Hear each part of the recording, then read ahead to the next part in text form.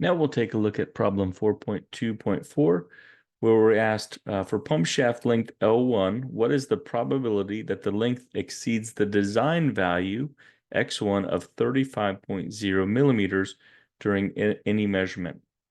We'll use the population mean and standard deviation. We'll look at that for section 10, and we'll use the z-score and the normal error function table. So just to take a quick look at the parts again,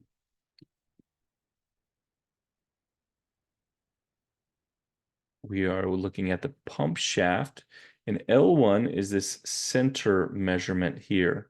So if we look down at the type of measurement that's being taken, we're talking about the measurement from here to here, 35, and we're being asked, what's the probability that a measurement is greater than the design value of 35?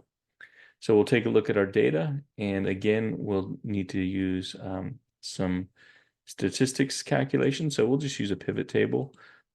We will go ahead and compute for measurement components. We'll compute different means and standard deviations. So measured value, we'll look at the average, and measured value, standard deviation of the population. And then we'll filter on section 10.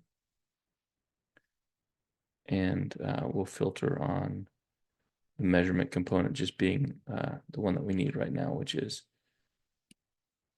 pump shaft measurement L1. Simple as that. So here we see our data, and we see that our measurement on average is 35.63, which is greater than the design value of 35. And then we also see the standard deviation of 2.902. So the X value that we're interested in, we'll call it X1 in millimeters, is 35.0.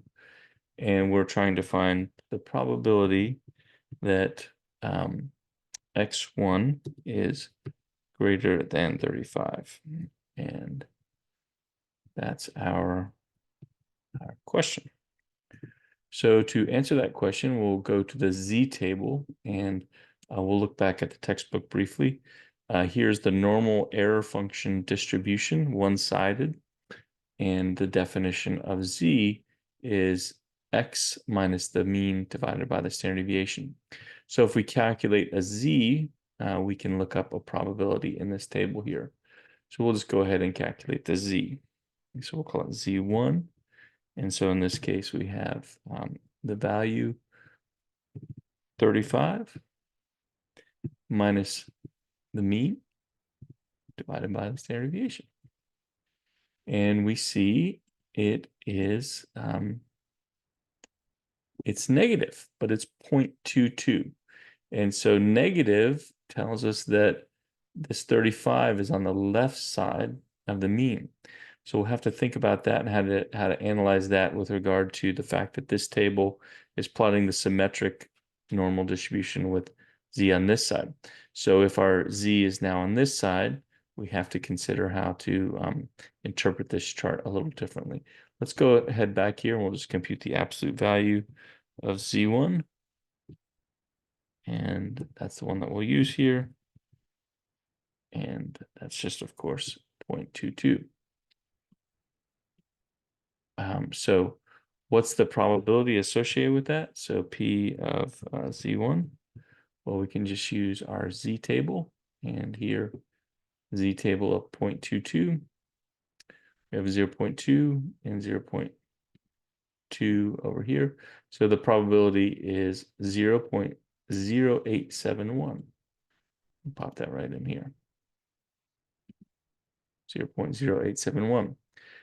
So we have to think about how to use that with regard to a one-sided table, knowing that this value is less than the mean. So if the value was greater than the mean, let's go ahead and take a look at this. We'll add little animations here. If we were looking at this guy in here, if we were to compute that probability, which was oops, whatever the probability was here, 0.08, 8%, something like that. That's within the shaded region.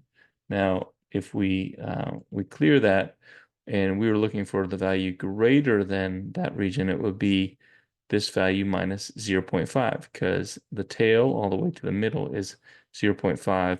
The total underneath the curve is 1.0. So in this case, we're actually, we have a z value that's over here. Okay, this is our z. This was a number greater than 35, 35.6, and this is 35. And so we're looking to find what's the probability of greater than 35. And so we get this section from the table when we used our absolute value. And then we need to add in the rest of the data, which is for all of this, the rest of the curve. Okay, that's of course 0.5. Okay, so that's how we'll proceed. We'll get out of our animations and we'll clear these animations.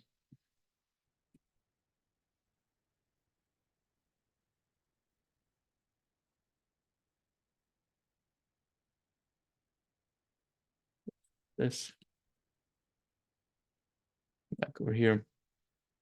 So the probability of x1 being greater than 35 is simply 0.5 plus this guy right here, 0.5 plus 0.0871.